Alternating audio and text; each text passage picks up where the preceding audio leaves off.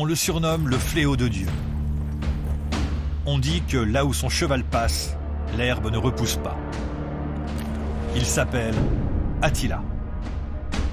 C'est un maître en terrorisme. Il est capable d'exercer un niveau de violence jamais vu auparavant. Il règne à peine 20 ans, mais 1500 ans plus tard, son souvenir demeure gravé au fer et au feu dans nos mémoires. Il est une des figures du diable, le mal incarné. C'était un maître chanteur de talent dont le système, à partir d'un certain moment, s'est emballé. Mais qui était réellement Attila? Et qui étaient ces Huns dont il était le roi? La seule chose que nous savons vraiment, c'est que les Romains ne les connaissaient pas. Au milieu du 5e siècle, ils ravagent l'Europe et déstabilisent l'Empire romain, qu'ils affrontent quelque part en Gaule à la bataille des Champs Cataloniques. Un lieu que notre enquête va situer précisément.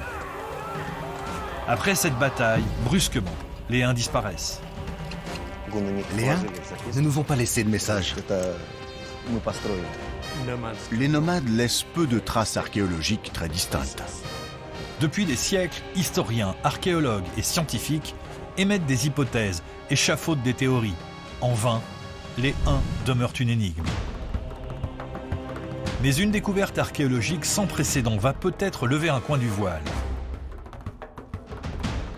Un gigantesque site découvert au Kazakhstan, qui est loin d'avoir livré tous ses secrets. Pour la première fois, nous allons suivre les investigations de ces archéologues et tenter de résoudre le mystère de ce peuple barbare.